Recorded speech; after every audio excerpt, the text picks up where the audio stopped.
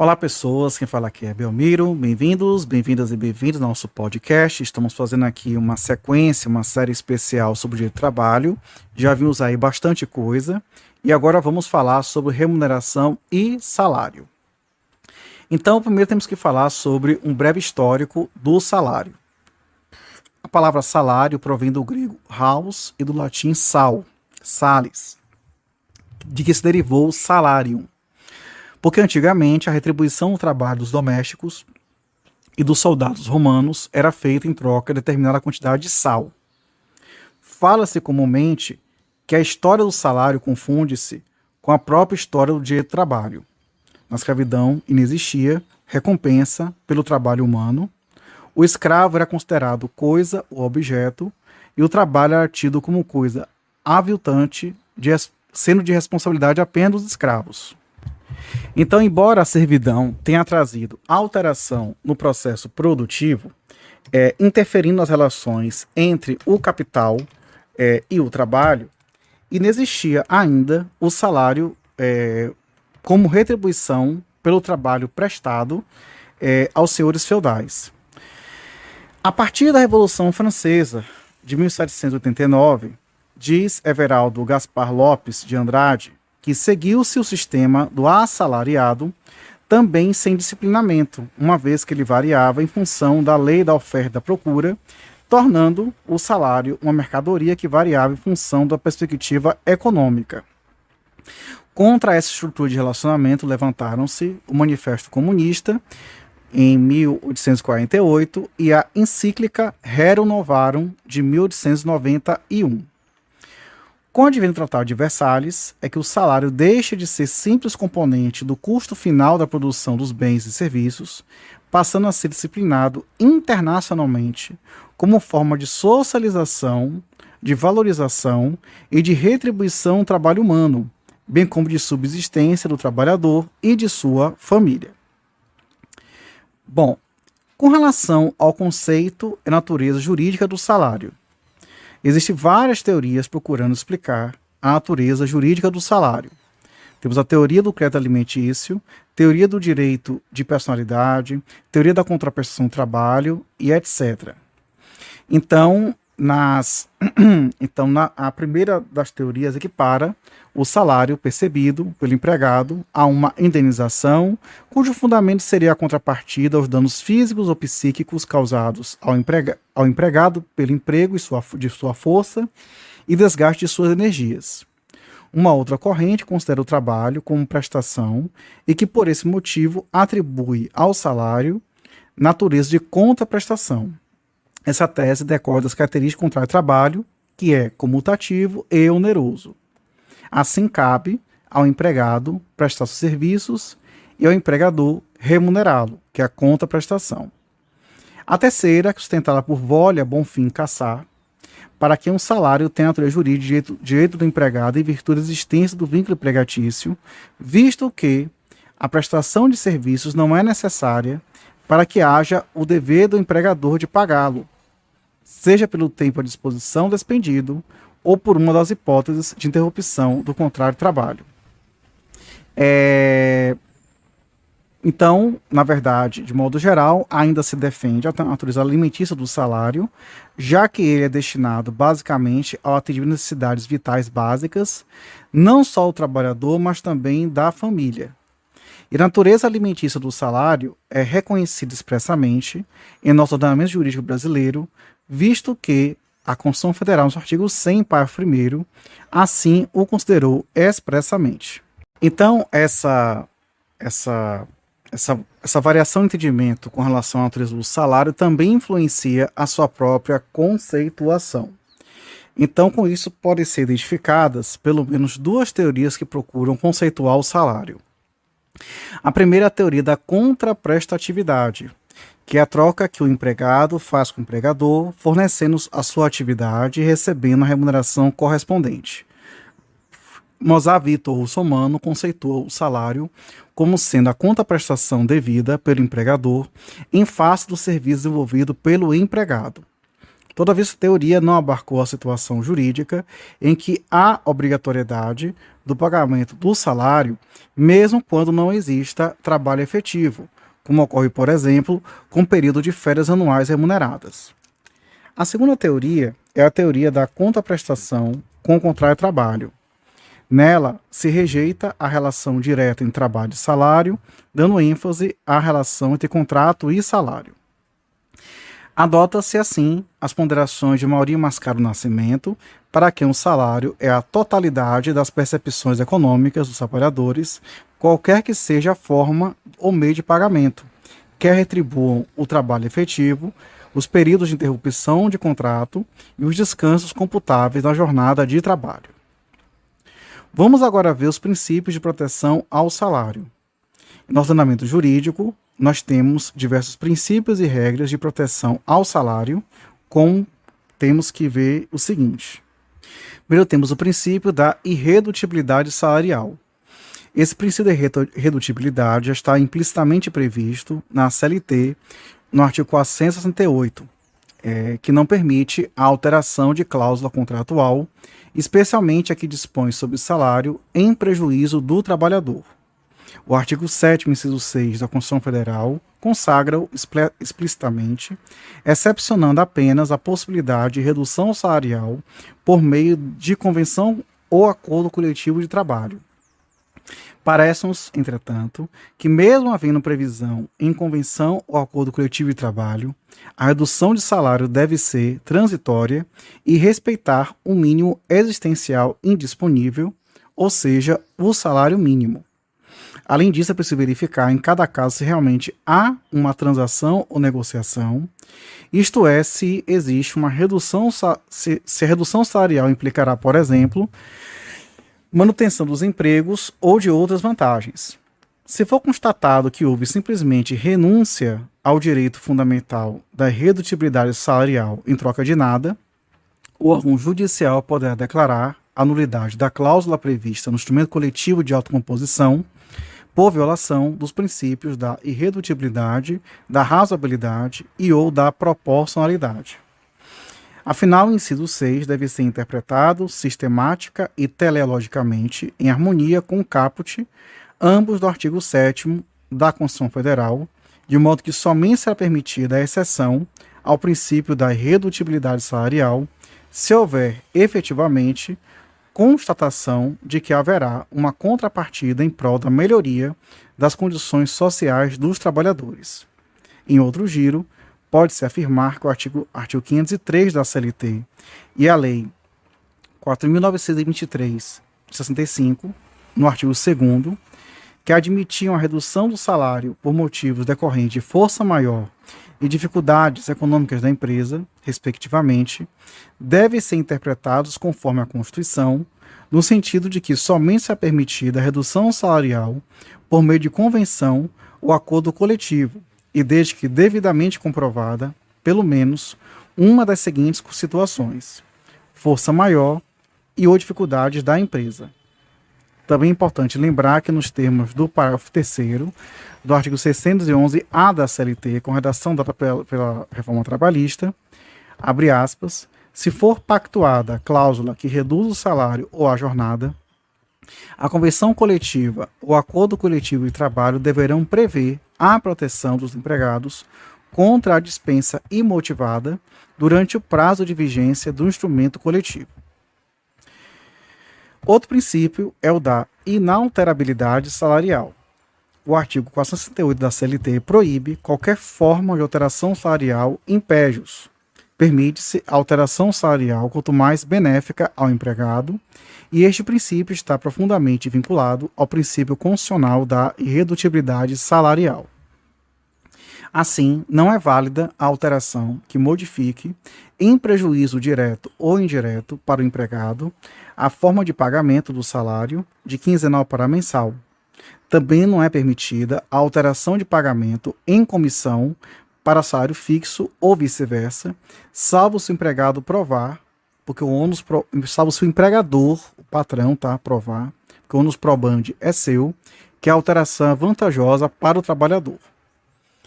Verifique-se que a alterabilidade salarial in pejus pode ser reconhecida a qualquer tempo, pois é eivada de nulidade absoluta, conforme CLT, artigo 9º. Também temos o princípio da integralidade salarial. Esse princípio protege o salário contra os descontos impróprios e abusivos do empregador, e sua base legal está no artigo 462, parágrafos 1º a 4º da CLT.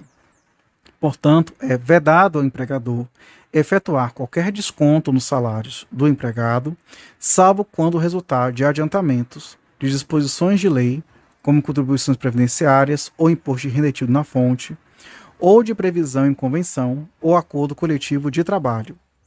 Também é lícito o desconto na hipótese de dano causado pelo empregado ao empregador, desde que essa possibilidade tenha sido prevista no contrato de trabalho ou na ocorrência do dolo do empregado.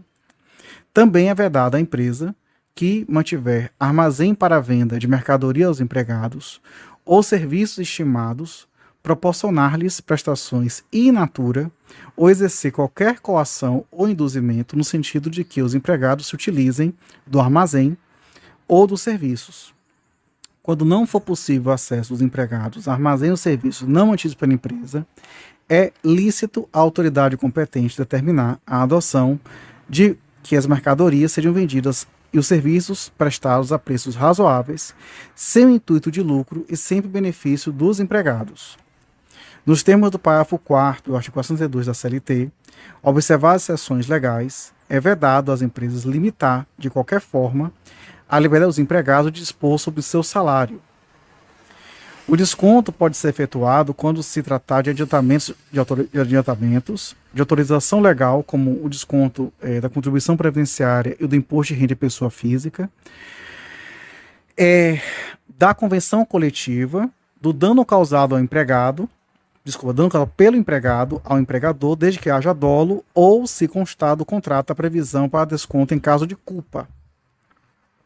Vacilante era a jurisprudência sobre a possibilidade de desconto salarial a título de contribuições para plano de saúde, seguro de vida, previdência privada e etc.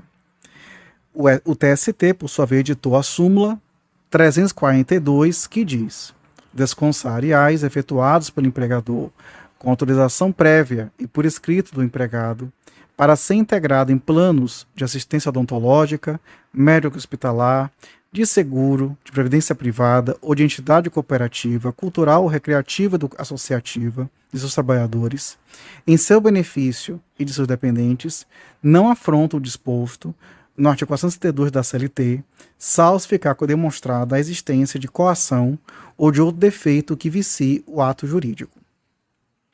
Quanto ao princípio da intangibilidade salarial, alguns autores invocam o princípio da intangibilidade salarial para proteger os salários contra os descontos perpetrados pelo empregador.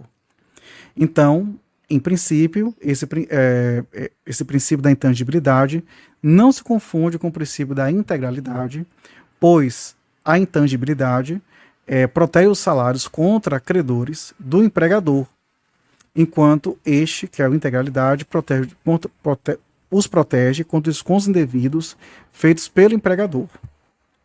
O fundamento legal do princípio da intangibilidade salarial repousa no artigo 449 da CLT, que dispõe em verbis. Artigo 449. Os direitos oriundos da existência de contrato de trabalho subsistirão em caso de falência, concordata ou dissolução da empresa. Parágrafo 1º. Na falência, constituirão créditos privilegiados a totalidade dos salários devidos pelo empregado e a totalidade das indenizações a que tiver direito. Parágrafo 2º. Havendo concordata na falência, será facultado aos contratantes tornar sem efeito a rescisão do contrato de trabalho e, consequentemente, indenização, desde que o empregador pague, no mínimo, a metade dos salários que seriam devidos ao empregado durante o interregno. Vê-se, portanto, que, de acordo com o texto consolidado, os créditos trabalhistas, abrangendo evidentemente os salários, são privilegiados e preferem até mesmo o crédito tributário. Mas vamos tomar cuidado, porque a lei de falências ela vai regular isso de uma forma um pouco diferente. Lembrando só que tem 3 incidências jurídicas sobre a situação relacionada ao pagamento de salários. E aí a gente tem que falar que, com o advento dessa lei 11.101/2005, Ocorreu uma parcial relativização do princípio da intangibilidade salarial, na medida que na falência, no artigo 141 da lei, passou a dispor que na alienação conjunta ou separada de ativos, inclusive da empresa em estado falimentar ou de suas filiais, todos os credores, observada a ordem de preferência definida no artigo 83 da lei, subrogam-se do produto da realização do ativo, sendo certo que o objeto da alienação estará livre de qualquer ônus e não haverá sucessão do arrematante nas obrigações do devedor, inclusive as de natureza tributária, as derivadas da legislação do trabalho e as decorrentes dos acidentes de trabalho. Lei de Falências, artigo 141, inciso 2. Salvo quando o arrematante for, a linha A, só sociedade falida ou sociedade controlada pelo falido, a linha B, parente em linha reta ou colateral, até o 4º grau, consanguíneo ou afim do falido, ou de sócio da sociedade falida, ou identificado como agente do falido, com o objetivo de fraudar a sucessão.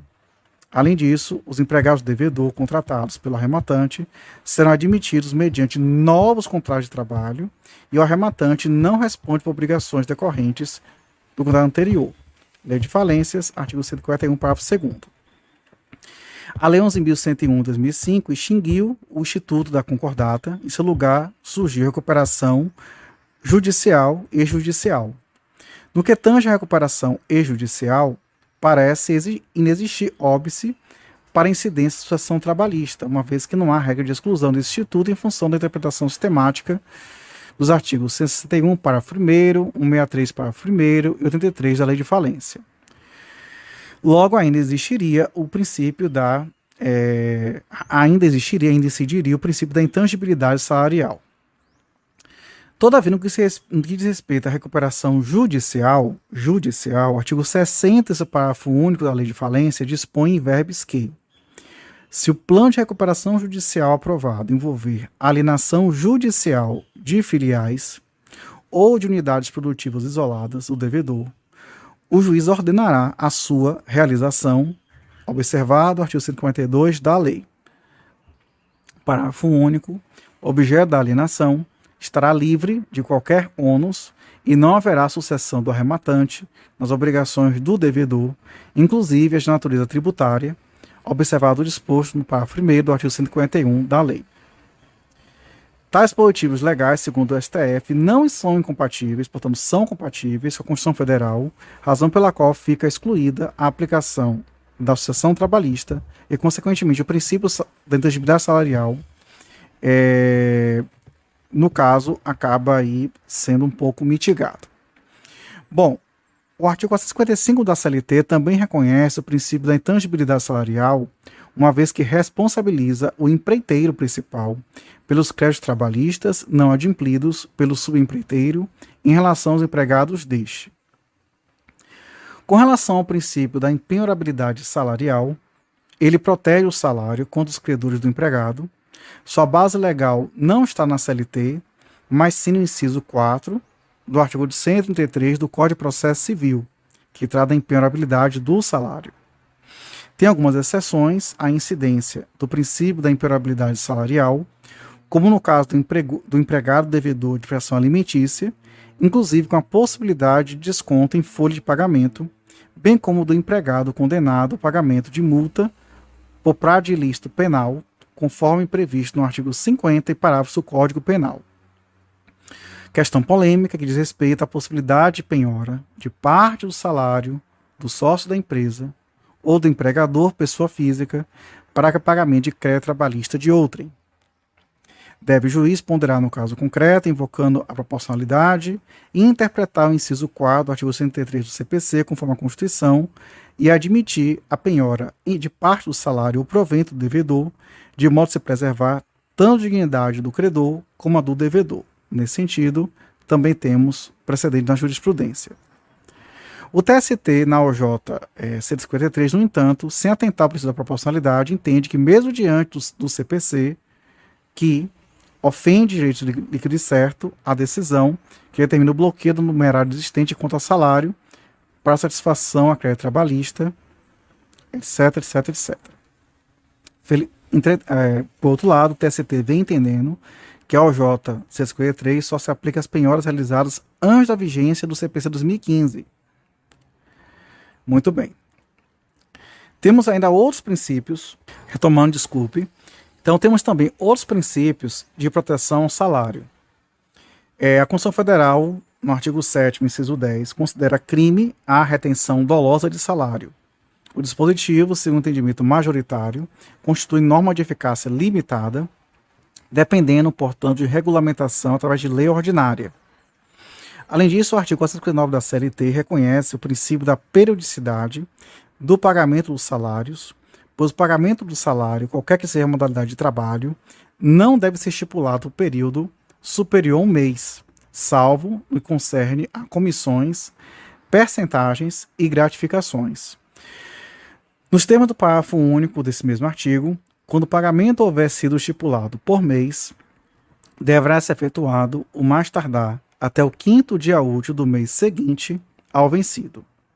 A portaria MTP 671/2021 dispõe que, para os efeitos do Decreto-Lei 368/68, parágrafo 1º do artigo 22 da Lei 8.036 e dos 50 a 52 do Decreto 99.684, se não me engano, fala sobre o FGTS, ela considera-se que, inciso 1, em débito salarial, o empregador que se mantém inadimplente na obrigação de pagar o salário aos seus empregados, a linha A, após vencido o prazo estipulado em lei, contrato, convenção, acordo coletivo de trabalho para seu pagamento, ou B, em desacordo com as condições previstas em lei, contrato, convenção ou acordo coletivo de trabalho para seu pagamento.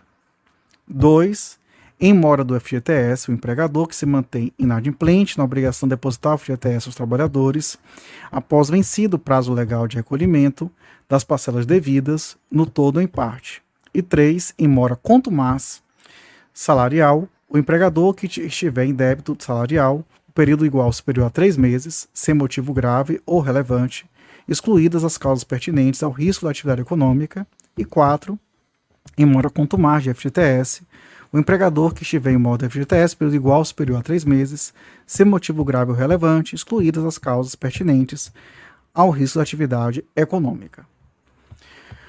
Bom, a prestação em espécie do salário será paga em moeda corrente do país, sendo certo que o pagamento é realizado com a inobservância desse preceito considera-se como não feito.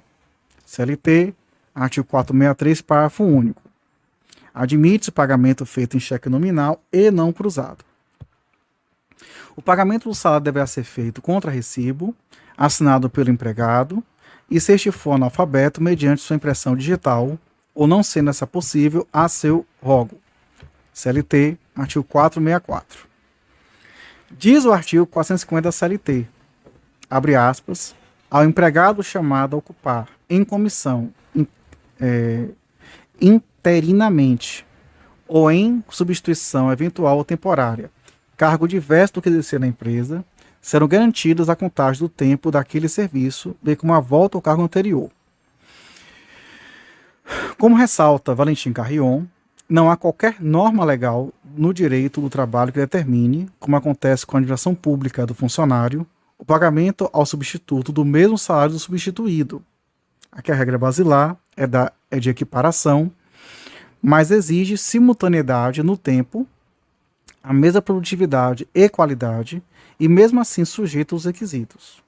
A simples substituição não indica a equivalência do resultado atingido, é que as funções empresariais têm de ser desenvolvidas mesmo com maus ou péssimos substitutos. E não existe recurso possível ao princípio da isonomia ou qualquer outro. Apesar da posição de Valentim Carrion, esse não é o entendimento jurisprudencial dominante, como se infere na súmula 159 do TST, que diz: substituição de caráter não eventual e vacância do cargo.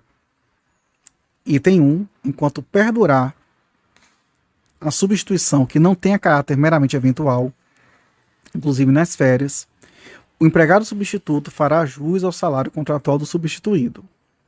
2. Vago o cargo indefinitivo, o empregado que passa a ocupá-lo não tem direito a salário igual ao do antecessor.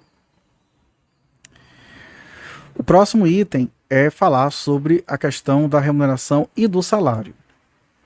Antes da vigência da Lei da Reforma Trabalhista, preceituava o artigo 457 da CLT que compreende-se, abre aspas, compreende-se na remuneração do empregado, para todos os efeitos legais, além do salário devido e pago diretamente pelo empregador, como contraprestação dos serviços, as gorjetas que receber. Parágrafo 1º, integram o salário, não só a importância fixa estipulada, como também as comissões, percentagens de gratificações ajustadas, diárias para viagens e abonos pagos pelo empregador. Parágrafo 2º, não se incluem nos salários as ajudas de custo, assim como diárias para viagem, que não excedam de 50% do salário percebido pelo empregado. Parágrafo 3º, consideram-se gorjeta não só a importância espontaneamente dada pelo cliente ao empregado, como também aquela que for cobrada pela empresa ao cliente, como adicional nas contas a qualquer título e destinada à distribuição dos empregados. Porém, com o advento da Lei 13.419 de 2017 e depois com a Lei Reforma Trabalhista, o artigo 457 dos parágrafos da CLT passaram a ter uma redação diferente. A seguir, abre aspas. Compreende-se na remuneração do empregado para todos os efeitos legais, além do salário devido e pago diretamente pelo empregador, como contraprestação dos serviços, as gorjetas que receber. Parágrafo 1º, integram o salário, a importância fixa estipulada, as gratificações legais e as comissões pagas pelo empregador. Parágrafo 2º, as importâncias, ainda que habituais, pagas a título de ajuda de custo, auxílio alimentação, vedado seu pagamento em dinheiro, diárias para viagem, prêmios e abonos, não integram a remuneração do empregado, não se incorporam ao contrato de trabalho e não constituem base de incidência de qualquer encargo trabalhista e previdenciário. Parágrafo 3º, considera-se gorjeta não só a importância espontaneamente dada pelo cliente ao empregado, como também o valor cobrado pela empresa, como serviço ou adicional, a qualquer título e destinado à distribuição dos empregados. Parágrafo 4º, consideram-se prêmios as liberalidades concedidas pelo empregador em forma de bens, serviços ou valor em dinheiro a empregado ou grupo de empregados em razão de desempenho superior ao ordinariamente esperado no exercício de suas atividades. Parágrafo 5º, inexistindo previsão em convenção ou acordo coletivo de trabalho, os critérios de rateio e distribuição da gorjeta e os percentuais de retenção previstos nos parágrafos 6º e 7º deste artigo são definidos em Assembleia Geral dos Trabalhadores, na forma do artigo 612 da Consolidação. Bom, continuando, parágrafo 6º, as empresas que cobrarem gorjeta de que trata o parágrafo 3º deverão, inciso 1, para as empresas inscritas em regime de tributação federal diferenciado, lançá-la na respectiva nota de consumo, facultada a retenção de até 20% da arrecadação correspondente, mediante previsão em convenção ou acordo coletivo de trabalho, para custear os encargos sociais, previdenciários e trabalhistas derivados da sua integração, à remuneração dos empregados, devendo o valor remanescente ser revertido integralmente em favor do trabalhador. Inciso 2. Para as empresas não inscritas em regime de tributação federal diferenciado, lançar na respectiva nota de consumo, facultada a retenção de até 33% da arrecadação correspondente, mediante previsão em convenção ou acordo coletivo de trabalho, para custear os encargos sociais, previdenciários e trabalhistas derivados da sua integração à remuneração dos empregados, devendo o valor remanescente ser revertido integralmente em favor do trabalhador. 3. Anotar na carteira de trabalho e previdência social e no contra-cheque dos seus empregados o salário contratual fixo e o percentual percebido a título de gorjeta. Parágrafo 7º. A gorjeta, quando entregue pelo consumidor diretamente ao empregado, terá seus critérios definidos em convenção, acordo coletivo de trabalho, facultada a retenção nos parâmetros do parágrafo 6º deste artigo. Parágrafo 8º. As empresas deverão anotar na carteira de trabalho e previdência social de seus empregados o salário fixo e a média dos valores das gorjetas referentes aos últimos 12 meses. Parágrafo 9º. Cessada pela empresa a cobrança da gorjeta de que trata o parágrafo 3º deste artigo, desde cobrado por mais de 12 meses, essa se incorporará ao salário do empregado, tendo como base a média dos últimos 12 meses, salvo estabelecido em convenção ou acordo coletivo de trabalho. Parágrafo 10. Para as empresas com mais de 60 empregados, será constituída comissão de empregados, mediante previsão em convenção ou acordo coletivo de trabalho, para acompanhamento e fiscalização da regularidade da cobrança e distribuição da gorjeta, de que trata o parágrafo 3º deste artigo, cujos representantes serão eleitos em Assembleia Geral convocada para esse fim pelo sindicato laboral e gozarão de garantia de emprego vinculada ao desempenho das funções para que foram eleitos e, para as demais empresas, será constituída comissão intersindical com o referido fim. Parágrafo 11. Comprovado o descumprimento do disposto nos parágrafos 4º, 6º, 7º e 9º deste artigo, o empregador pagará ao trabalhador prejudicado, a título de multa, o valor correspondente a 1/30 da média da gorjeta por dia de atraso, limitado ao piso da categoria, assegurados em qualquer hipótese contraditório a ampla defesa e observadas as seguintes regras. Inciso 1. A limitação prevista nesse parágrafo será triplicada caso o empregador seja reincidente. 2. Considera-se reincidente o empregador que, durante o período de 12 meses, descumpre o disposto nos parágrafos 4º, 6º, 7º e 9º deste artigo por mais de 60 dias. Importa destacar que o caput do artigo 57 da CLT permaneceu com a redação que lhe foi dada pela Lei 1999 de 53. Todavia, os parágrafos 3º, 4º, 5º, 6º, 7º, 8º, 9º, 10 e 11 da CLT foram acrescentados pela Lei da Reforma Trabalhista. Foram acrescentados pela Lei 13.419 de 2017 e depois a Lei da Reforma Trabalhista deu nova redação aos parágrafos 1º, 2º e 4º do 457 da CLT. Não bastasse isso, também teve uma última modificação pelo MP 808, que não foi convertida em lei, então perdeu a sua eficácia e passou a voltar a ser a incidência da Lei da Reforma Trabalhista. Muito bem, diversas são as denominações dadas à retribuição percebida pelos trabalhadores, em geral em decorrência de prestação de seu trabalho. Os servidores públicos civis investidos em cargos, por exemplo, percebem vencimento. Os militares percebem o soldo. Honorários constituem remuneração profissionais liberais. Ordenado, o recebido pelos empregados mais qualificados. Os agentes políticos, exercentes de poder, como magistrados e membros do Ministério Público, os subsídios. O salário no sentido técnico é a retribuição devida àqueles que trabalham na condição de empregados. O artigo 457 da CLT faz distinção entre salário e remuneração. O salário é a contraprestação originalmente fixada em virtude de contrato individual de trabalho. Já a remuneração tem sentido mais amplo, de modo a englobar tudo o que vem a ser acrescido à retribuição básica ou originária do empregado. Everaldo Gaspar Lopes de Andrade diz que a remuneração será, pois, o gênero do qual o salário é uma espécie, dentre outros, que irá compor a totalidade dos ganhos do empregado.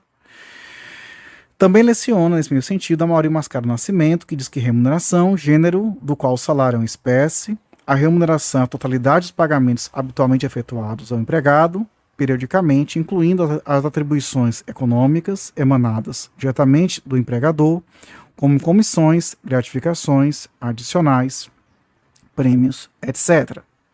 O salário é, no seu sentido próprio e restrito, o pagamento também periódico e habitual, mas diferenciado porque se baseia no critério do tempo, obra ou em ambos combinadamente.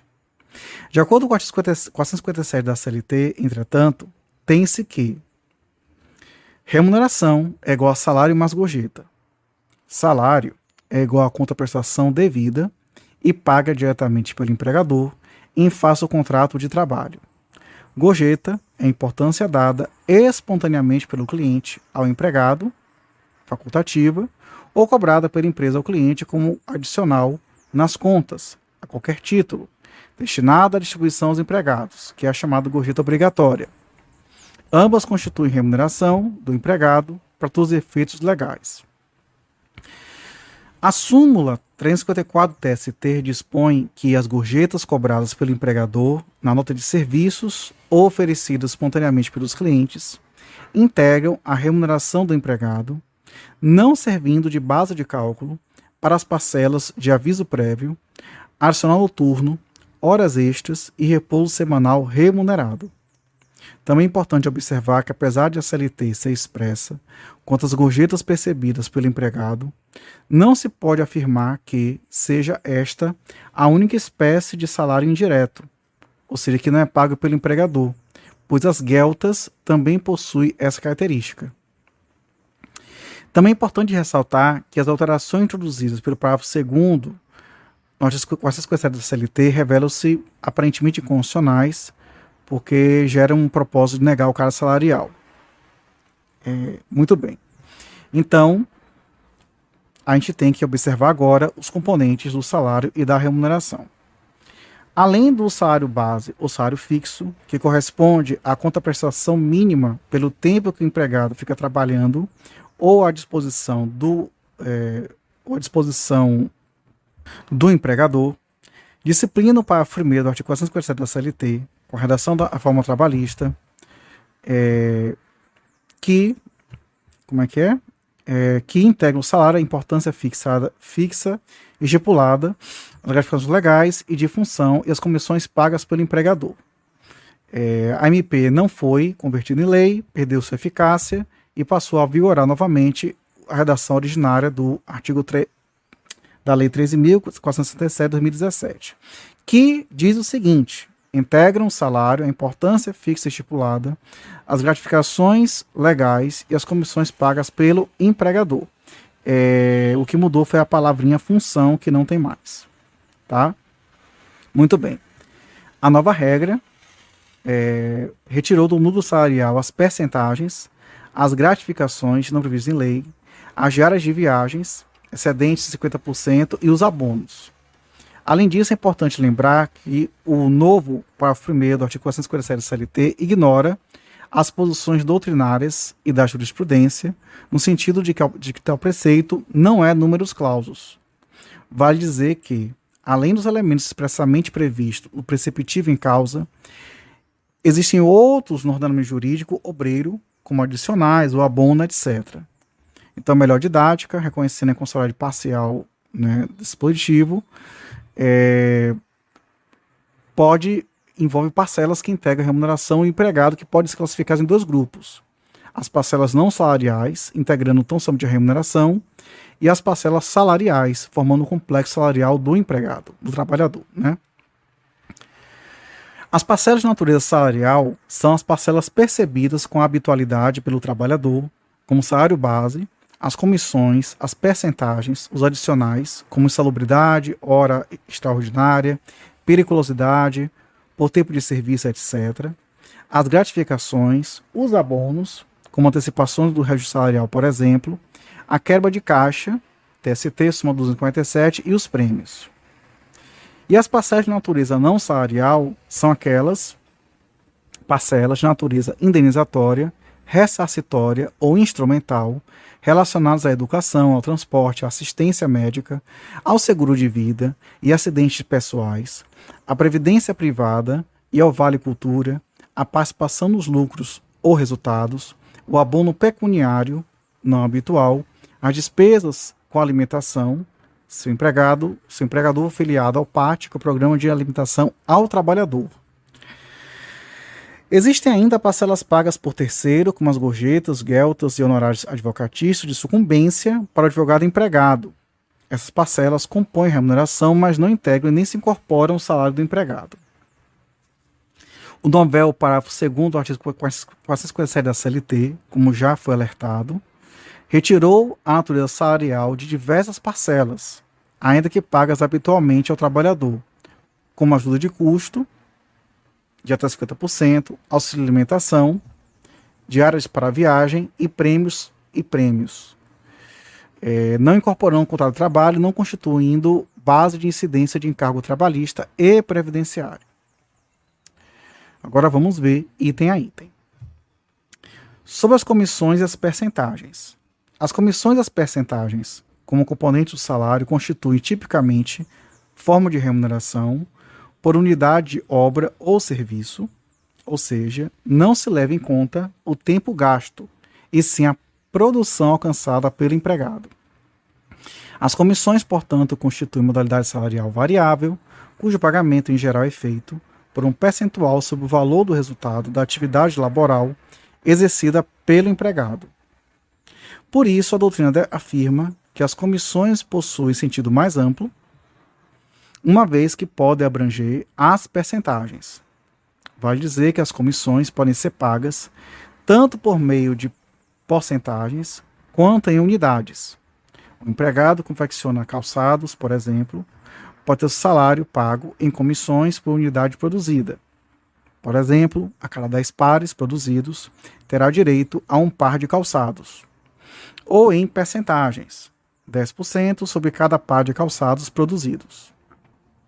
Já o novel parágrafo 1º do artigo 457 do CLT, no entanto, excluiu as percentagens dos componentes do salário. Então, a Lei 3.207 de 57, que regulamenta a atividade dos vendedores, viajantes ou pracistas, fixa algumas regras disciplinadoras das comissões e as zonas de trabalho. E, de acordo com a CLT, no artigo 466, o pagamento de comissões e percentagens só é exigível depois de ultimada a transação a que se referem. Parágrafo 1º, nas transações realizadas por prestações sucessivas, é exigível o pagamento das percentagens e comissões que lhe disserem respeito, proporcionalmente à respectiva liquidação. Parágrafo 2º, a cessação das relações de trabalho não prejudica a percepção das comissões e percentagens devidas na forma estabelecida por este artigo. Bom, tendo em vista uma divergência interpretativa do termo ultimada a transação, a Lei 3207/57 passou a dispor que se presume aceita a transação se o empregador não recusar a proposta por escrito no prazo, a linha A, de 10 dias contados da data da proposta para vendas realizadas dentro do mesmo Estado-membro da Federação. B, 90 dias com se tratar de venda realizada em outra unidade da Federação ou no estrangeiro. E admite-se a prorrogação se o empregador comunicá-la por escrito ao empregado antes de vencidos os prazos supracitados. Os empregados que trabalham por comissão podem ser classificados em comissionista puro, porque todo o salário é variável, ou comissionista misto, em que a parte do salário é fixa e outra é variável. Sendo comissionista puro, isto é, se o empregado receber salário exclusivamente por comissão, será a ele garantido pelo menos o direito de receber o salário mínimo legal ou convencional. Constituição Federal, artigo 7º, inciso 7. Ressalta-se que é vedado ao empregador compensar a parte que foi complementada no mês para o mês seguinte, visto que é direito fundamental do empregador perceber, no mínimo, o salário mínimo. A alteridade impõe ao empregador a responsabilidade de arcar sozinho com os riscos do negócio e com os prejuízos dele advindos. Na hipótese de comissionista puro, prevê a súmula 340 TST que o empregado sujeito a controle de horário, remunerado à base de comissões, tem direito ao adicional de, no mínimo, 50% pelo trabalho em horas extras, calculado sobre o valor hora das comissões recebidas no mês, considerando-se como divisor o número de horas efetivamente trabalhadas. Certo? Ok. Se se tratar de comissionista misto, terá ele direito ao adicional de horas extras, calculado sobre as horas simples acrescidas do adicional de horas extras, de no mínimo 50% sua parte fixa, E sobre a parte variável, é devido apenas ao adicional de horas extras. Aceita a proposta pelo empregador e surge o direito, aqui surge, né, o direito do empregado às comissões, ainda que o cliente venha posteriormente a desistir do negócio ou deixar de efetuar o pagamento respectivo. A inexecução da transação por vontade do empregador não prejudicará o direito do empregado à percepção das comissões.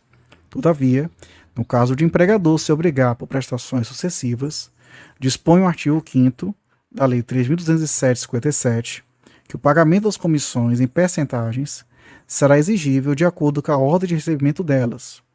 E essa regra deve ser interpretada teleologicamente e em sintonia com o artigo 2º da CLT, segundo o qual os riscos da atividade econômica correm por conta do empregador e não do empregado, de modo que somente no caso de insolvência do comprador, conforme artigo 7º da Lei 3207, ou de recusa manifesta da proposta de venda apresentada pelo empregado, na mesma lei, artigo 3º, poderá o empregador, por exemplo, deixar de pagar as comissões ao empregado por inadimplência do comprador quanto às prestações sucessivas. No caso das transações realizadas de forma sucessiva, nos termos do artigo 466, parágrafo 1º da CLT, o empregado terá direito a receber a percentagem da comissão que lhe cabe mês a mês.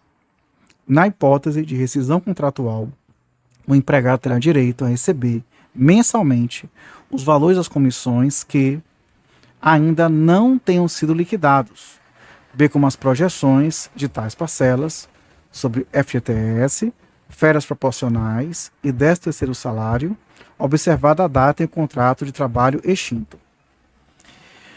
Em relação à possibilidade de equiparação salarial, só existirá na hipótese de os empregados perceberem percentual distinto sobre as vendas realizadas ou se a parte fixa for diferente. Porém, se o percentual e a parte forem os mesmos, a produtividade de cada um impede que seja reconhecido tal direito. Por fim, têm direito também os comissionistas ao repouso semanal remunerado sobre o valor pago, conforme súmula 27 do TST, que diz: é devida a remuneração do repouso semanal e dos dias feriados ao empregado comissionista, ainda que pracista. Temos a situação da cláusula del credere. Original do direito italiano, a cláusula del credere, ou star del credere, é largamente utilizada nos contratos de comissão mercantil, institui a responsabilidade solidária entre o comissário, o recebedor da comissão, e o comitente, o pagador da comissão. Não é pacífico o cabimento da cláusula del credere nos contratos de trabalho, tendo em vista que o direito de trabalho, nele, os riscos da atividade econômica são suportados exclusivamente pelo empregador. É certo ainda que o artigo 462 da CLT dispõe que o empregado só responde por prejuízos causados ao empregador em caso de dolo ou se houver previsão contratual, também a culpa. Só se houver previsão contratual que vai ter que receber pela culpa. Ademais, como já foi visto no item precedente, o empregado, o vendedor, pode perder as comissões na hipótese em que o comprador se tornar insolvente, mas ainda assim jamais será responsável solidário com o comprador por ressarcimento do empregador. Em outro giro, se nos contratos de representação comercial, nos quais o representante comercial é um trabalhador autônomo, o artigo 43 da Lei 4.886/65 proíbe a inclusão de cláusulas del credere. Com muito mais razão, não há viabilidade legal para instituir tais cláusulas no contrato de trabalho, no caso o empregado, vendedor, é um trabalhador subordinado, e nesse sentido, inclusive, segue a jurisprudência. Com relação aos adicionais, embora não expressamente previsto no parágrafo 1º do artigo 457 da CLT, eles são parcelas integrantes do salário e têm por escopo compensar o trabalho realizado em situações que exijam maior desconforto do empregado em razão do tempo e do lugar da prestação do serviço ou que representem maior perigo ou risco para a saúde. Os adicionais ora derivam da lei, como noturno, o de insalubridade, o de periculosidade, o de penosidade, né, que talvez na Constituição, mas não a lei, né, o de hora extra, o de transferência. Hora previsto no momento coletivo, como por exemplo, adicional de produtividade, ou no contrato individual, como adicional à virtude a difícil acesso ou adicional de tempo de serviço. Ressalta-se que os adicionais estão condicionados à permanência nas condições mais gravosas ou complexas do trabalho realizado pelo empregado, pois no momento em que tais condições deixam de existir, o empregador pode cessar o pagamento. Sobre o tema, recomenda-se a leitura das súmulas 80, 242, 265, 292, 291 do TST. A respeito do adicional de hora extra, o qual a partir da Constituição Federal passou a ser de no mínimo 50% do valor da hora normal, também é melhor verificar o que tange sobre a jornada diária sobre o tema. Sobre o adicional de transferência, cujo valor é de 25%, incidente sobre a remuneração, CLT, artigo 469, parágrafo 3º, também é importante verificar a sua análise específica. Então, o que deve ser visto nesse momento são os adicionais de hora extra, de periculosidade e de insalubridade e o noturno, por serem os mais corriqueiros no cotidiano forense e na prática empresarial. Bom, agora vamos falar sobre o adicional de hora extra. O adicional de hora extra, como parcela de natureza salarial, é devido em função do trabalho prestado, além do limite horário máximo legal, em regime de prorrogação de jornada. O artigo 59, parágrafo 1º da CLT, previa que as horas extraordinárias seriam remuneradas com um acréscimo de 20% sobre o valor da hora normal. No entanto, o dispositivo não foi recepcionado pela Constituição de 88, pois o artigo 7º, inciso 16, determina que a remuneração deverá ser, no mínimo, superior à metade da hora normal. Há determinadas categorias que, por lei, acordo ou convenção coletiva, recebem um adicional majorado, chegando a, por exemplo, 100% do valor da hora normal, como é o caso dos advogados e dos portuários, pelo trabalho efetuado em feriado e em intervalo intra-jornada. Portuário está na Lei 4.860 de 65. A base de cálculo da hora extraordinária é o complexo salarial e não somente o salário base. Então, assim, a fim de obter o valor da hora normal, deve o empregador somar todas as parcelas de natureza salarial e dividir pela quantidade de horas laboradas no mês. 30 vezes o número de horas trabalhadas no mês.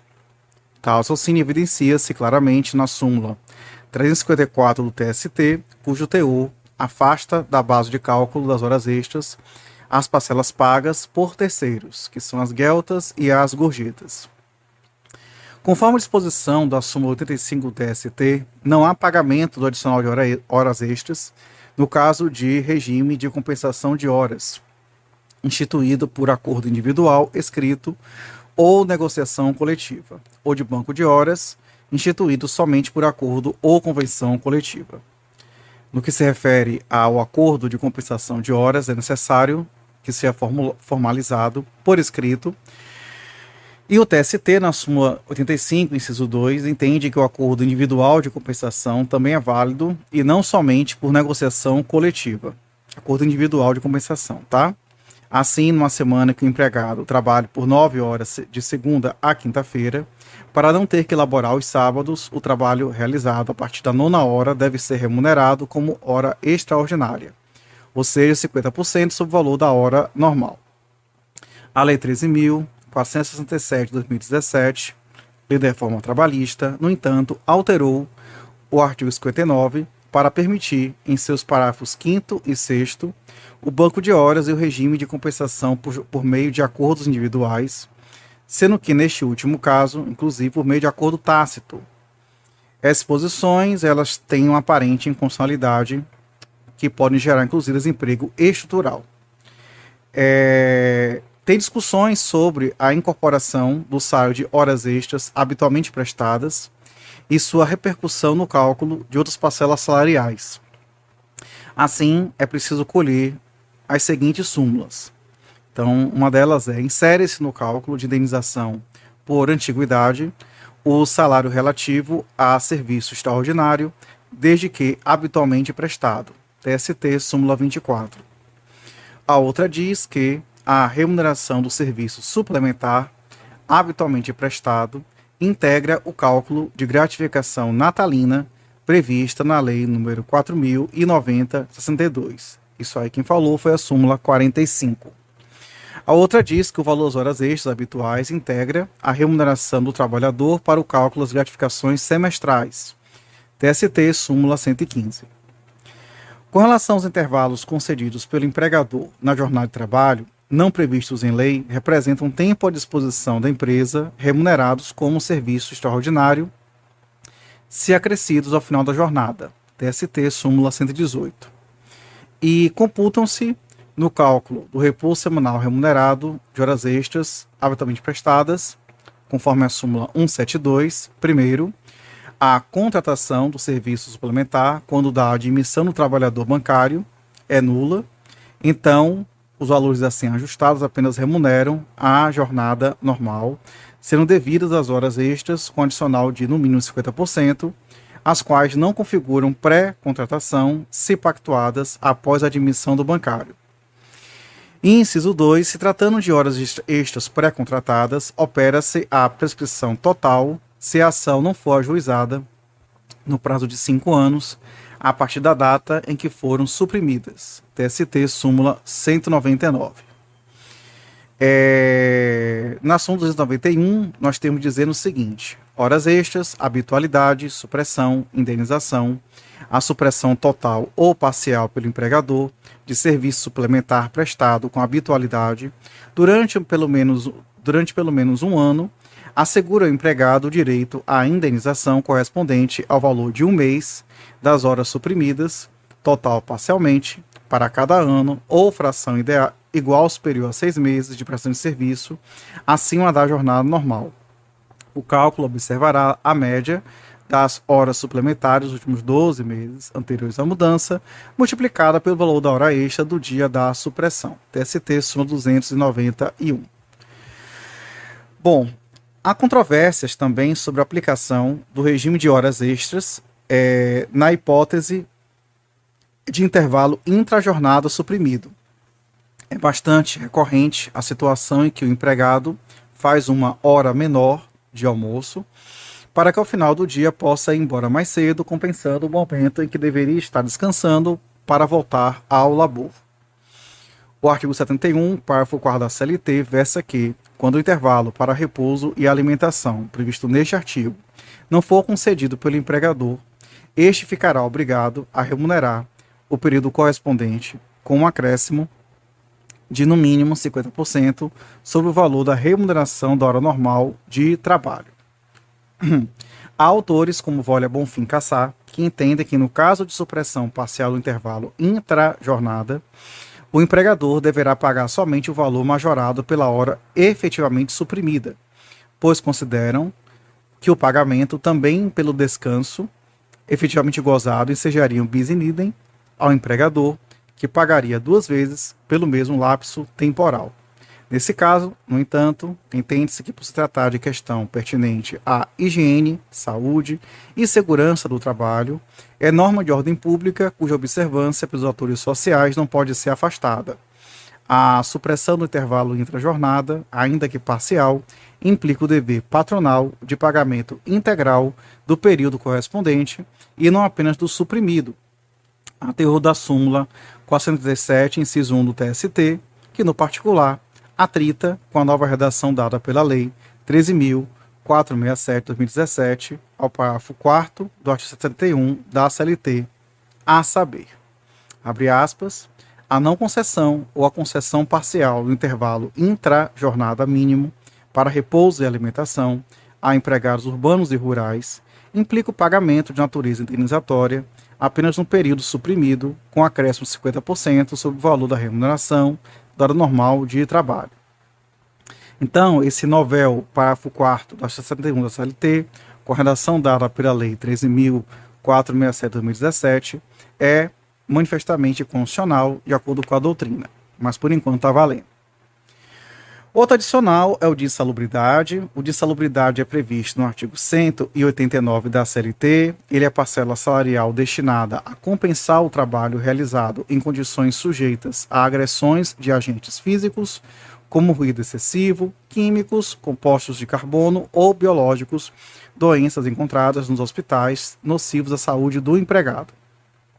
Conforme disposto no artigo 190 da CLT, cabe ao Ministério do Trabalho e Previdência Social aprovar o quadro de atividades e operações consideradas insalubres, bem como os requisitos e limites de tolerância para a caracterização da insalubridade para cada um dos agentes nocivos. Então, conforme a jurisprudência majoritária, a norma regulamentadora 15 do MTE, atualizada constantemente, por sinal, possui um rol taxativo, sendo imprescindível o laudo pericial para a comprovação da situação insalubre no caso concreto. Então, o adicional de insalubridade também possui fundamento constitucional, como se infere no artigo 7º, inciso 23, da Constituição Federal de 88. O trabalho em condições insalubres gera, para o empregado, o direito à percepção do adicional de insalubridade em percentuais de 40%, 20% ou 10%, caso a insalubridade seja considerada, respectivamente, em grau máximo, grau médio ou mínimo, respectivamente. No que é pertinente à incidência do adicional de insalubridade, entendia-se de uma forma em que a sua base de cálculo seria a remuneração e no máximo salário mínimo. É o que o artigo 192, interpretado conforme a Constituição, teria sido recepcionado. Todavia, a súmula vinculante 4 do STF, em virtude dela, o TST de nova redação, a súmula 228 do TST, nesse caso, falando que a súmula de insalubridade, base de cálculo, a partir de 9 de maio de 2008, data da publicação da súmula vinculante 4 do Supremo Tribunal Federal, o adicional de insalubridade será calculado sobre o salário básico, salvo critério mais vantajoso, fixado em instrumento coletivo. A referida súmula, no entanto, encontra suspensa por determinação do STF na reclamação número 6266 do Distrito Federal e de tal sorte que a base de cálculo de insalubridade até ulterior deliberação do pretor excelso somente poderá ser diferente do salário mínimo se sobrevier lei nova ou convenção coletiva ou acordo coletivo de trabalho e contém expressamente dispositivo com base no cálculo da adicional de insalubridade. Nesse sentido, a jurisprudência atual e iterativa da seção de direitos individuais número 1. Aqui tem um trecho e aqui vou ler para vocês, tá? Arsenal de insalubridade, base de cálculo, salário mínimo, divergência jurisprudencial não configurada, inadmissível o conhecimento de recurso de embargos sob a ótica de configuração de dissenso jurisprudencial, porquanto se afigura inespecífico o aresto paradigma, atraindo a incidência da súmula 296, inciso 1 do TST.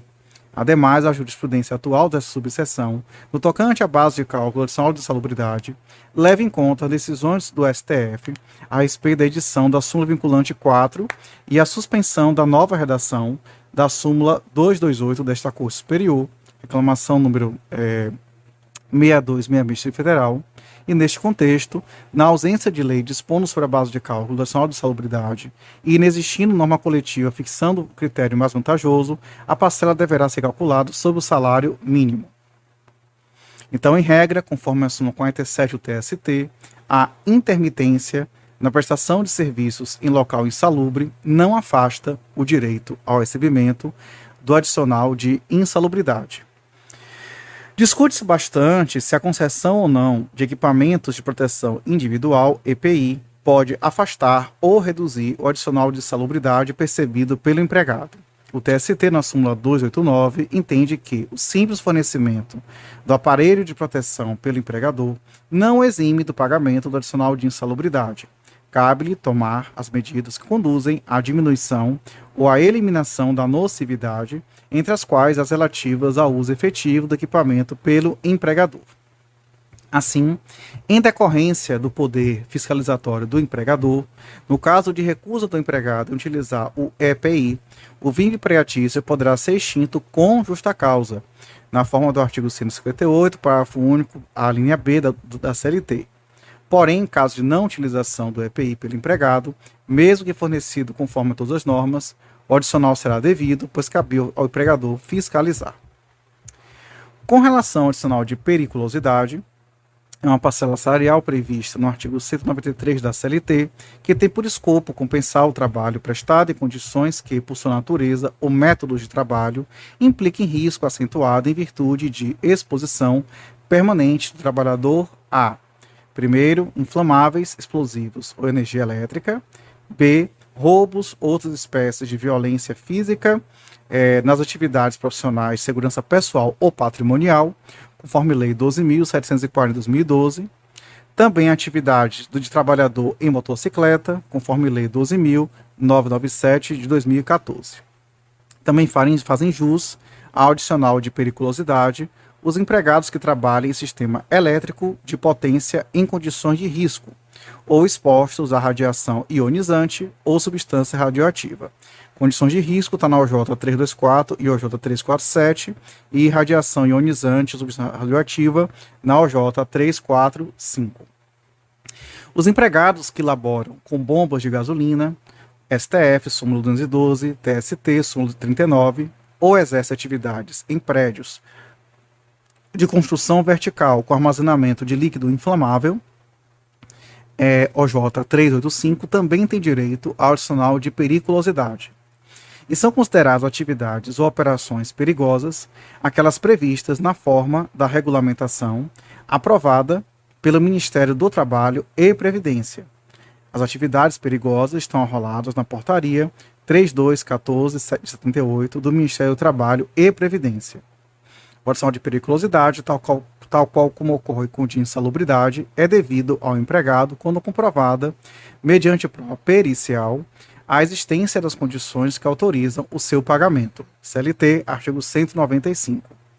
Entende o TST, conforme o J 165, que o artigo 195 da CLT não faz qualquer distinção entre o médico e o engenheiro para efeito de caracterização e classificação da insalubridade e periculosidade, bastando para a elaboração do laudo seja profissional devidamente qualificado.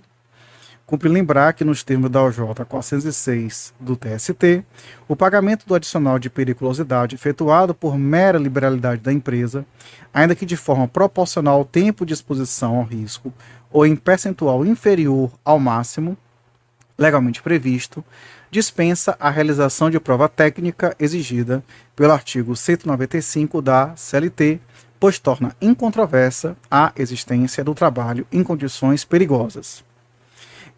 O trabalho realizado em condições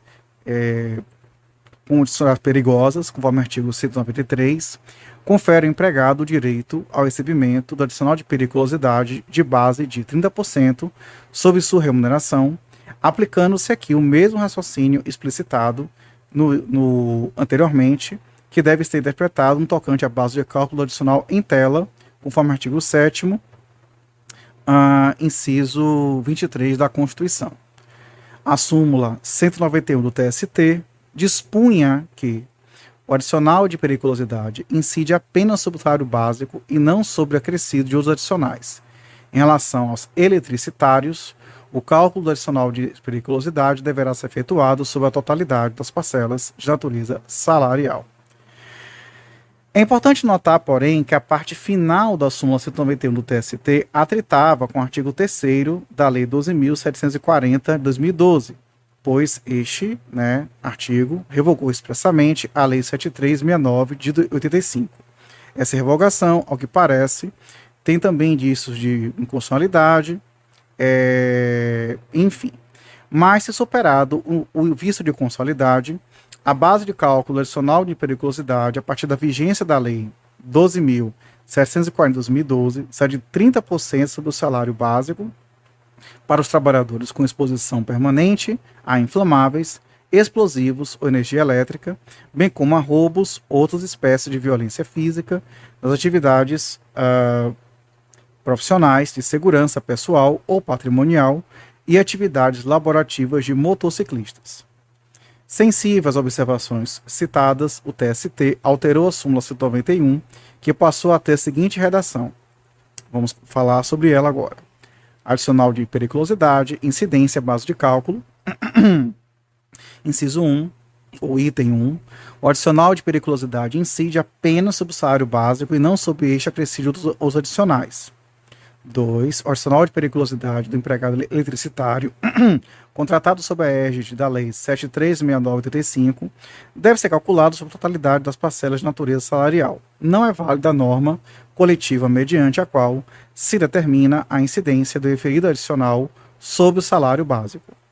3. A alteração da base de cálculo do adicional de periculosidade do eletricitário, promovida pela Lei 12.740/2012, atinge somente contrato de trabalho firmado a partir de sua vigência, de modo que, nesse caso, o cálculo será realizado exclusivamente sobre o salário básico, conforme termina o parágrafo 1º do artigo 193 da CLT. E de acordo com a súmula 132 do TST, item 1, o adicional de periculosidade pago em caráter permanente integra o cálculo de indenização de horas extras. 2. Durante as horas de sobreaviso, o empregado não se encontra em condições de risco, razão pela qual é incabível a integração do adicional de periculosidade sobre as mencionadas horas. Bom, no tocante ao adicional de periculosidade do empregado vigilante, dispõe o novel parágrafo 3º do artigo 193 da CLT, com redação dada pela Lei 12.740/2012, que serão descontados ou compensados do adicional outros da mesma natureza, eventualmente já concedidos ao vigilante por meio de acordo coletivo. E segundo o entendimento cristalizado na súmula 364 do TST, temos que, primeiro, tem direito ao adicional de periculosidade o empregado exposto permanentemente ou que, de forma intermitente, sujeita-se a condições de risco, indevido apenas quando o contato dá-se de forma eventual, a ser considerado fortuito ou que habitual dá-se por tempo extremamente reduzido. Item 2. Não é válida a cláusula de acordo ou convenção coletiva de trabalho fixando o adicional de periculosidade em percentual inferior ao estabelecido em lei e proporcional ao tempo de exposição ao risco, pois tal parcela constitui medida de higiene, saúde e segurança do trabalho, garantida por norma de ordem pública. E então, com isso, a súmula 361 TST dispõe que o trabalho exercido em condições perigosas no setor de energia elétrica, embora de forma intermitente, dá direito ao empregado a receber o adicional de periculosidade de forma integral, porque a Lei 7369/85 não estabeleceu nenhuma proporcionalidade em relação ao seu pagamento. Todavia, com a revogação expressa da Lei 7369, pelo artigo 3º da Lei 12.740, a súmula 361 deveria ser cancelada ou modificada. Também se registre que a OJ 172 da SBDI 1 do TST prevê que, se a empresa for condenada ao pagamento do adicional de insalubridade ou periculosidade, deverá inserir mês a mês, enquanto o trabalho for executado sob as condições, o valor correspondente em folha de pagamento. Outra questão importante reside na OJ 259 da SBDI 1 do TST, segundo a qual o adicional de periculosidade deve compor a base de cálculo do adicional noturno, já que também nesse horário o trabalhador permanece sob condições de risco. Então, o adicional de periculosidade, assim como de salubridade, por sua natureza salarial, e por esse motivo integra-se a remuneração para o cálculo de outros direitos trabalhistas, tais como férias de seu salário, FGTS e etc. O artigo 7º, inciso 33 da Constituição Federal, impede o trabalho insalubre, perigoso e noturno ao menor de 18 anos. No entanto, entende-se que, não obstante a nulidade deste contrato de trabalho, se existente, o menor fará jus aos adicionais correspondentes à atividade que desempenhava, pois, caso contrário, a contratação de menores nas condições seria realizada habitualmente com vistas à redução de gastos pelos empregados. Bom, agora vamos falar sobre a acumulação dos adicionais de insalubridade e de periculosidade.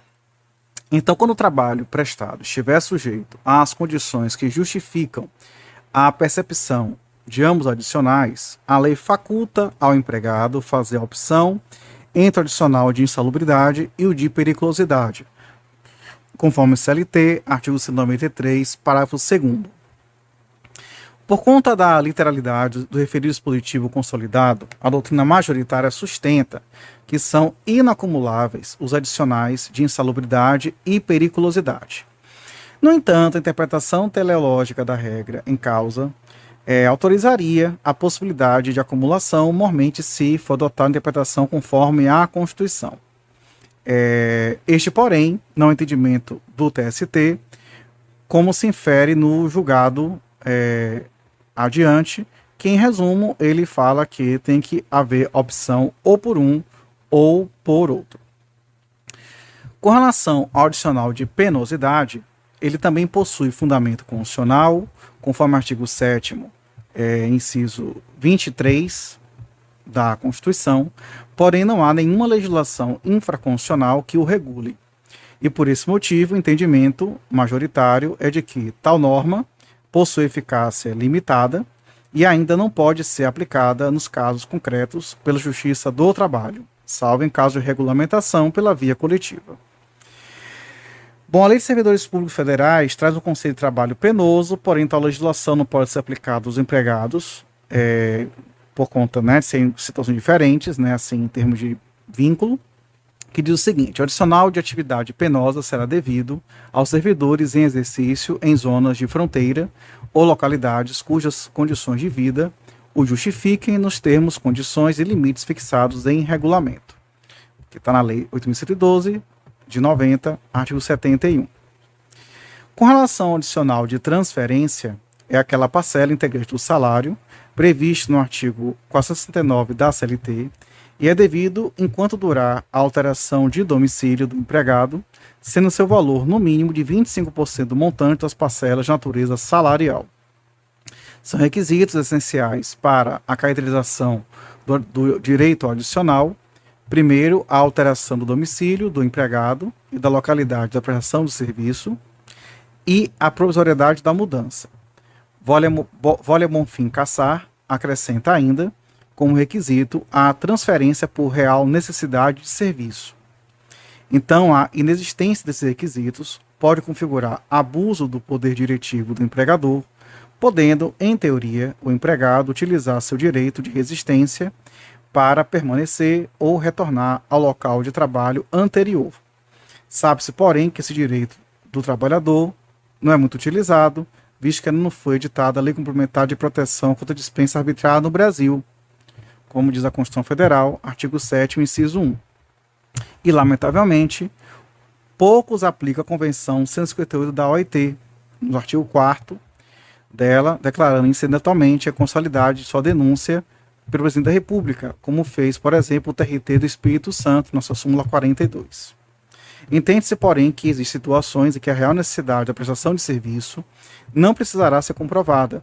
Por exemplo, no caso do representante de uma marca cujo contrato já previa a possibilidade de alteração de domicílio periodicamente, ou de um empregado que exerce a função de confiança, devendo sempre ser observada a proporcionalidade e a boa-fé do empregador, podendo ser configurado um abuso do direito no caso concreto, conforme artigo 469, parágrafo 1º da CLT.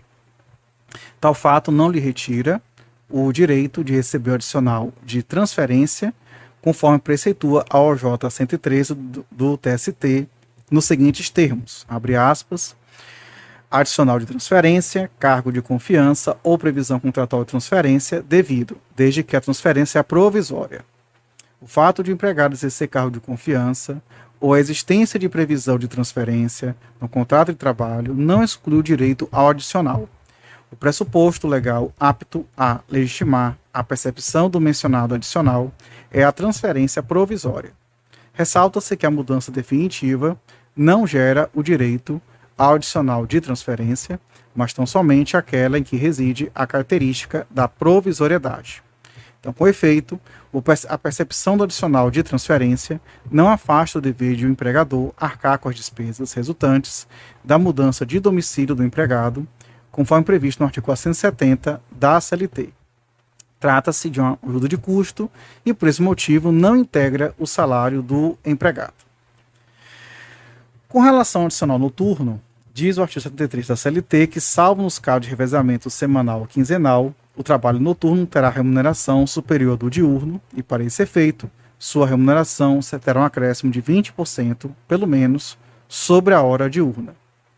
Para o empregado urbano, entende-se por trabalho noturno aquele realizado entre as 22 horas de um dia e as 5 horas do dia seguinte. Para o rural, considera-se trabalho noturno o executado entre as 21 horas de um dia e as 5 horas do dia seguinte. Na lavoura, e 20 horas de um dia às 4 horas do dia seguinte na atividade pecuária, sendo que o adicional noturno será de 25% sobre a remuneração normal. Note que no urbano são 20%. Os horários mistos, em que parte é diurno, parte noturna, aplicam-se as regras do artigo 73 consolidado no que concerne às horas trabalhadas no horário noturno.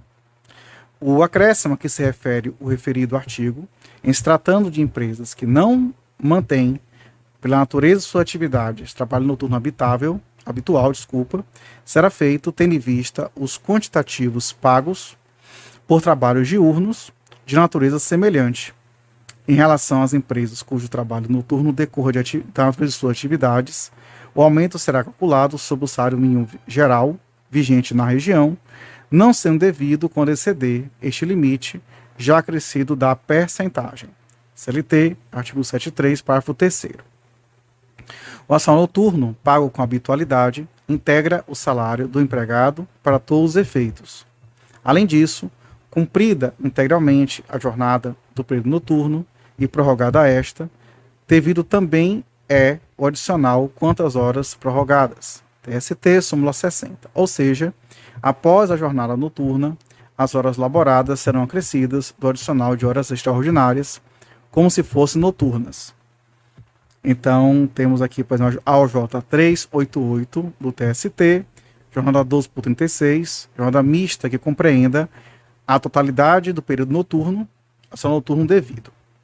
O empregado submetido à jornada de 12 horas de trabalho por 36 de descanso, que compreenda a totalidade do período noturno, tem o direito ao adicional noturno relativo às horas trabalhadas após 5 horas da manhã.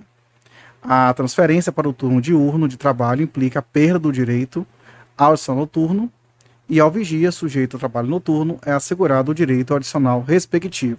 TST, súmula 140.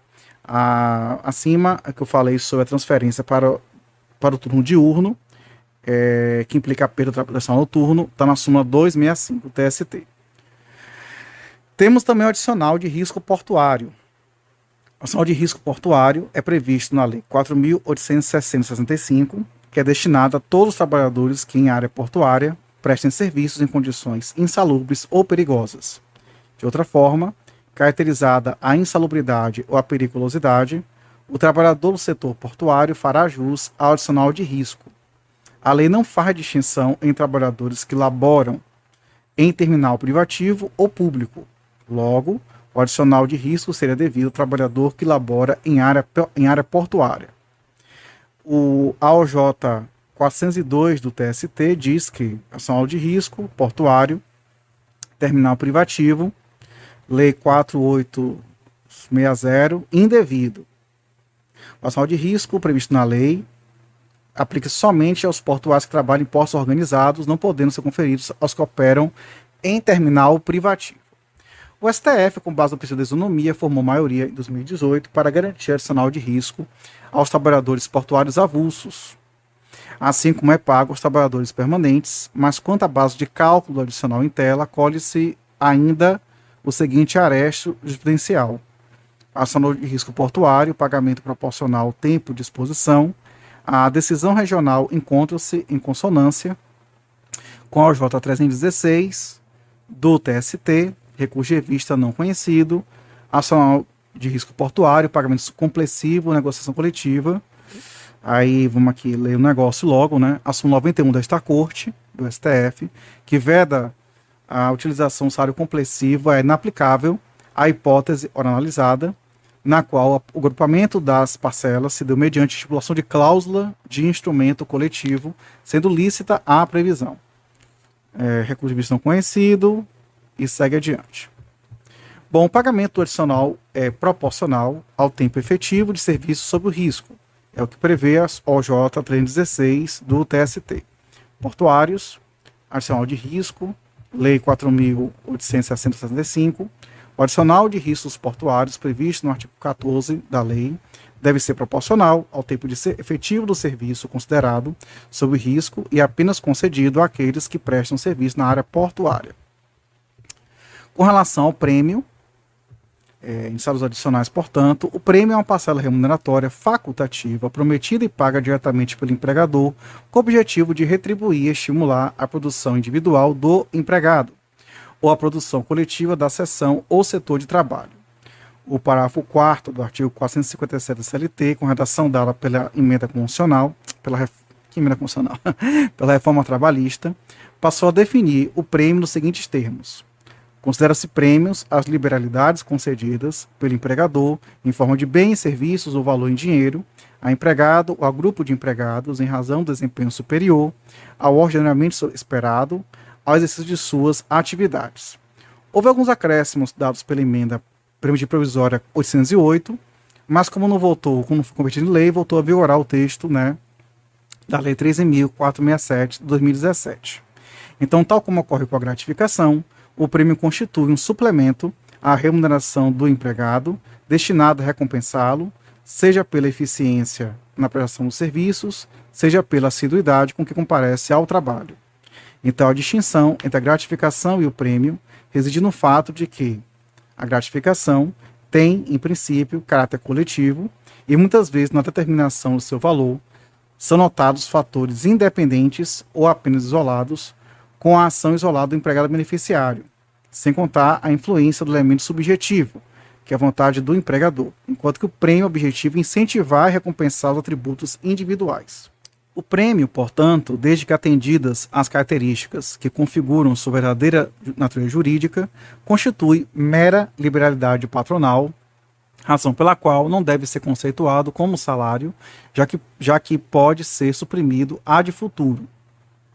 Mas se o prêmio corresponder a trabalho executado por força de contrato de emprego, será sempre salário. Caso contrário, isto é, se constituir recompensa a forma pelo qual o trabalhador cumpriu suas obrigações, já remuneradas pelo salário ajustado, será uma liberalidade do empregador, cuja repetição não obrigará no futuro.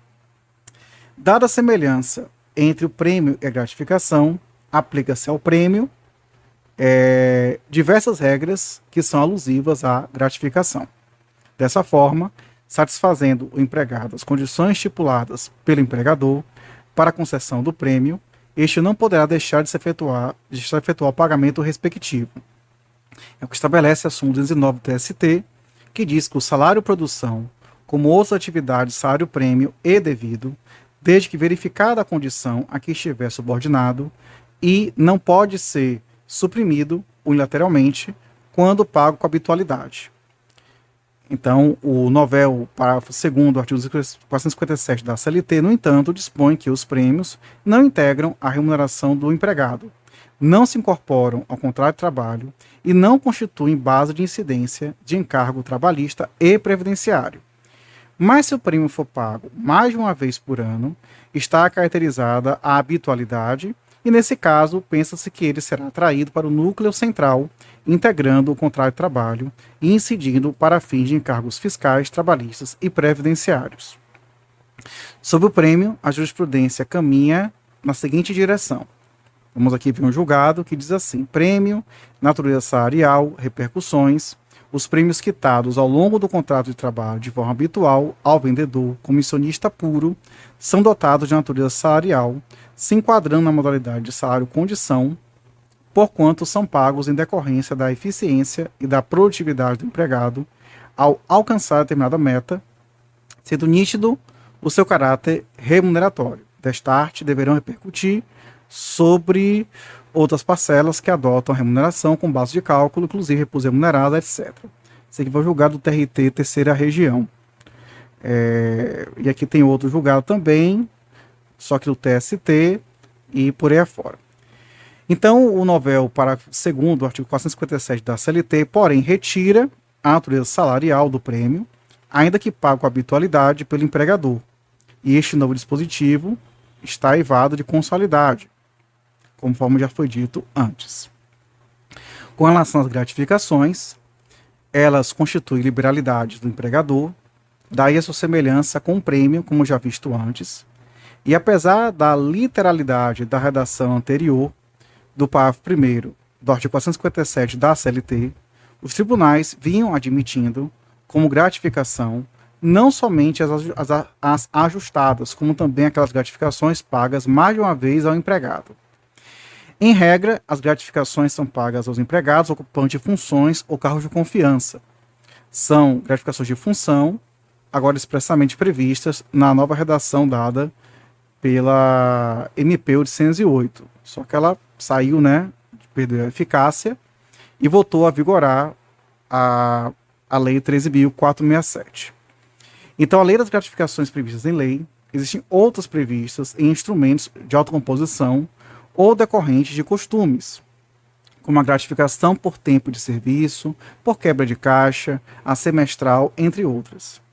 Então, a gratificação de função, de confiança, em regra, pode ser suprimida em caso de reversão do empregado à função anterior.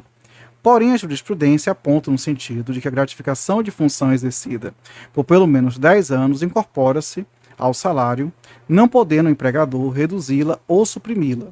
E nesse sentido, o TST editou a súmula 372, segundo a qual, que diz assim, inciso 1, percebida a gratificação de função por 10 ou mais anos pelo empregado, se o empregador, sem justo motivo, revertê-lo a seu cargo efetivo, não poderá retirar-lhe a gratificação, tendo em vista o princípio da estabilidade financeira. 2. Mantido o empregado no exercício de sua função comissionada, não pode o empregador reduzir o valor da gratificação. Então, observa-se que a regra da súmula supratranscrita dispõe como requisito para manutenção da gratificação de confiança o retorno ao cargo anterior, sem justo motivo por parte do empregador, ou seja, se a reversão ao cargo se dá por culpa do empregado, poderá haver a supressão do valor referente à gratificação, ainda que percebida por mais de 10 anos. Também é importante destacar que o parágrafo único do artigo 468 da CLT, com redação dada pela Lei 13.467 de 2017, foi bifurcado em 2 parágrafos, passando até a seguinte redação. Artigo 468. Nos contratos individuais de trabalho, só é lícita a alteração às respectivas condições por mútuo consentimento e, ainda assim, desde que não resultem, direta ou indiretamente, prejuízos ao empregado, sob pena de nulidade e cláusula infringente dessa garantia. Parágrafo 1º. Não se considera alteração unilateral a determinação do empregador para que o respectivo empregado reverta ao cargo efetivo anteriormente ocupado, deixando o exercício da função de confiança. Parágrafo 2º. A alteração de que trata o parágrafo 1º deste artigo, com esse justo motivo, não assegura o empregado direito à manutenção do pagamento de gratificação correspondente, que não será incorporada independentemente do tempo de exercício respectivo à função.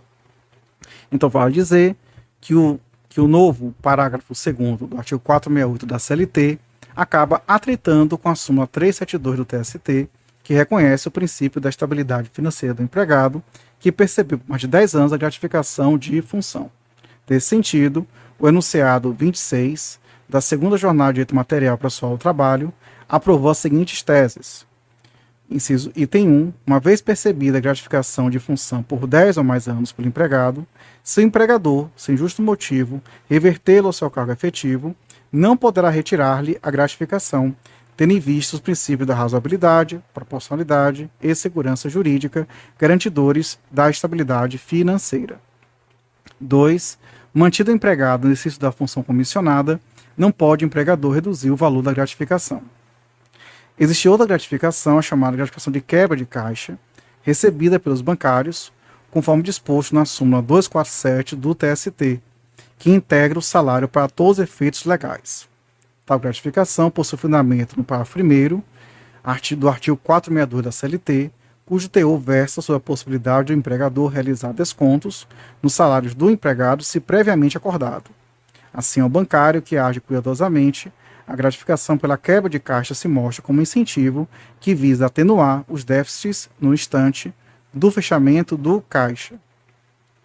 Sobre as gratificações, recomenda-se a leitura das súmulas 67, 102, 109, 121, 125, 152, 202, 203, 207, 225, 226, 240 e 253 do TST.